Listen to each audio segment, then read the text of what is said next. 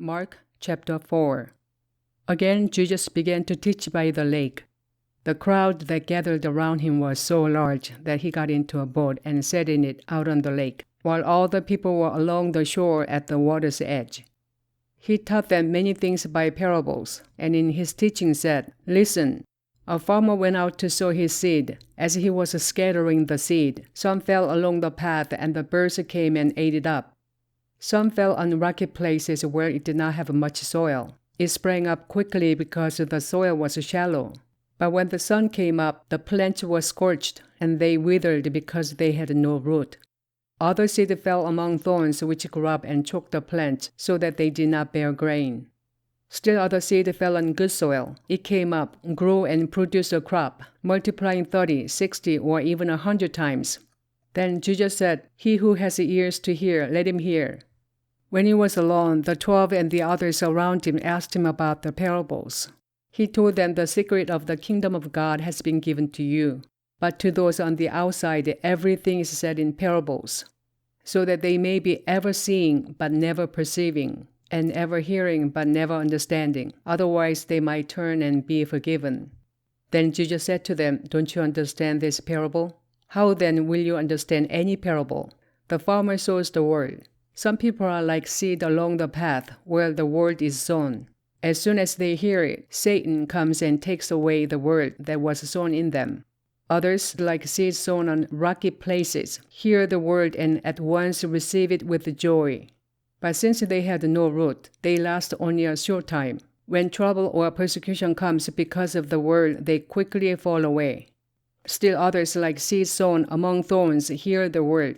But the worries of this life, the deceitfulness of wealth, and the desires for other things come in and choke the word, making it unfruitful. Others, like seed sown on good soil, hear the word, accept it, and produce a crop 30, 60, or even 100 times what was sown.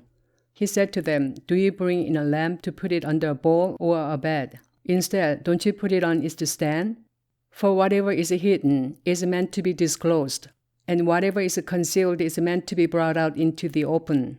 If anyone has ears to hear, let him hear. Consider carefully what you hear,' he continued. 'With the measure you use, it'll be measured to you, and even more.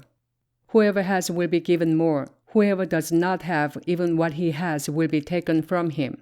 He also said, 'This is what the kingdom of God is like. A man scatters seed on the ground. Night and day, whether he sleeps or gets up, the seed sprouts and grows, though he does not know how. All by itself, the soil produces grain, first the stalk, then the head, then the full kernel in the head. As soon as the grain is ripe, he puts the sickle to it, because the harvest has come.' Again he said, 'What shall we say the kingdom of God is like?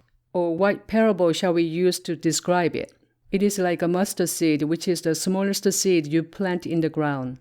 Yet when planted, it grows and becomes the largest of all garden plants, with such big branches that the birds of the air can perch in its shade.' With many similar parables, Jesus spoke the word to them, as much as they could understand.